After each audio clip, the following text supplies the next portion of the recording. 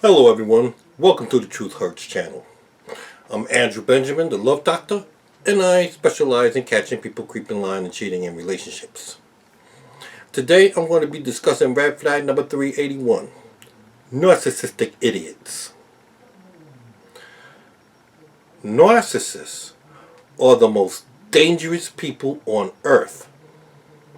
The second most dangerous person on earth is an idiot, because they provide the narcissist with entitlement, making them feel whatever they do is well done.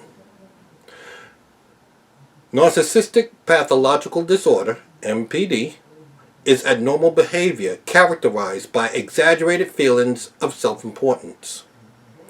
It's an excessive admiration of oneself, making them take advantage of people to achieve power and success.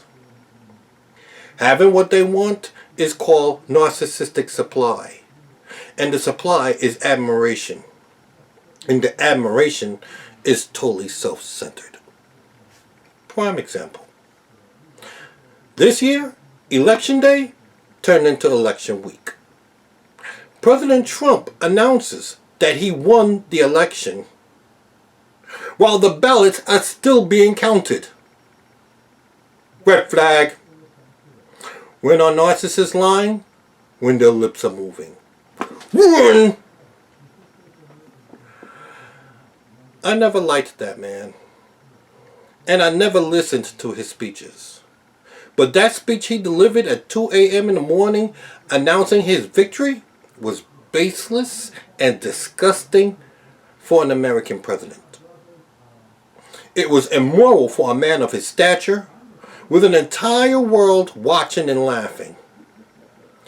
A mind fuck is anything that makes you say, what the fuck? President Trump suggested we stop counting ballots, when the American slogan for voting is, all votes count. Red flag. Contradiction is the trademark of a narcissist. Run. The mind fuck doesn't stop there. Trump's slogan for his presidency is, make America great again. Only a racist would say that, because America was never great. That's why the American Indians don't celebrate Thanksgiving, which is this month. They learned a lesson of befriending the narcissistic pilgrims, and regret not sinking the Mayflower with burning arrows before they hit Plymouth Rock. They befriended you when you arrived, taught you how to live off the land, and all the pilgrims did was enslave them, rape them, implemented biological warfare with smallpox blankets that wiped out the entire western seacoast. On top of that, they embraced the slogan while slaughtering them going out west for the gold in them thar hills. The only good Indian is a dead Indian. Then when the Indians are dead, they're erecting buildings on top of their burial plots. Forget poltergeist. Think the African burial ground in New York City. See that red building in the pit? Has bodies under them. Probably another 419 slaves. There's so many bodies by the Brooklyn Bridge that New York made a law not to tear down any more buildings in the surrounding area as to not disturb the remaining graves, including the FBI building directly across the street. Then instead of leaving them to rest in peace, they're stealing their bones to make themselves powerful in politics. Prime example.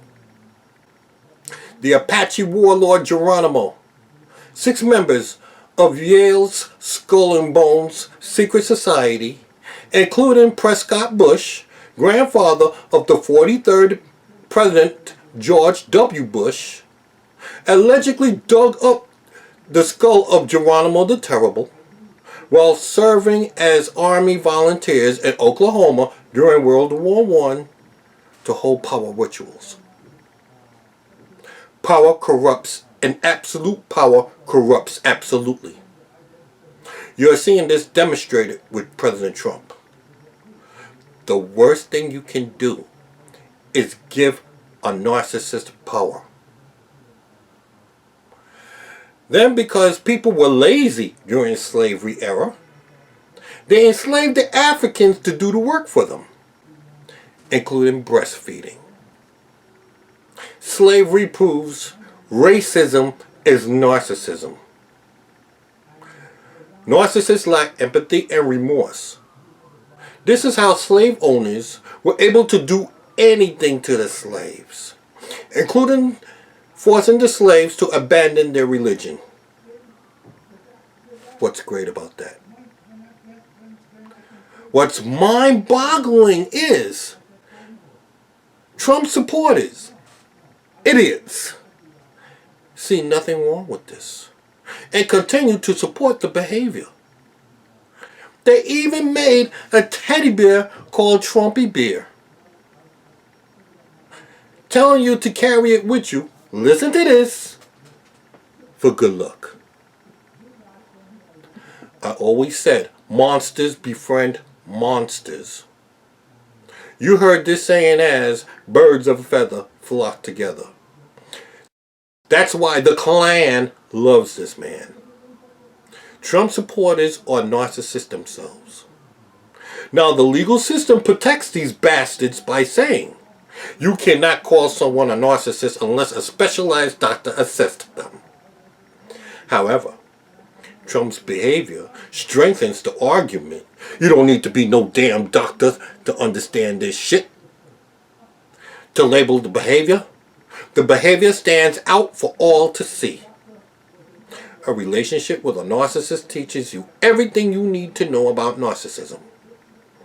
The knowledge of a victim of narcissistic abuse can see monsters as clearly as Rowdy Piper's shades allows you to see aliens.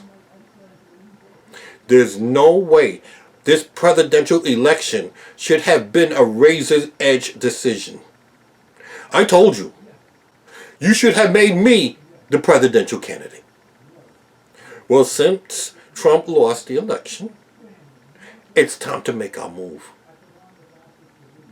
I just became a college grad late this year, and early next year I will be accredited by the ICF, International Coach Federation, and I will be escorting Lillard's Law to Congress to make narcissistic behavior a crime, punishable with jail time and reparations. Don't let idiots tell you this can't be done. Because the law is already erected in Europe. I need you to support me, as Biden had his support. Ask all the life coaches, therapists, and doctors of YouTube, Kim Wilson, spiritual whistleblower, Ross Rosenberg, Richard Garnion, and the rest of the phony fucks that's always asking for donations or charging exorbitant prices for therapy. Why aren't they promoting this bill to hold a narcissist accountable to expedite recovery? If they tell you it's because I'm spearheading it and they want nothing to do with me, that lets you know they don't give a shit about you. They're not going to help me because I'm helping you. Life coaches are supposed to be working together, not individually. That's narcissistically self-centered. Just a word to the wise. The truth hurts.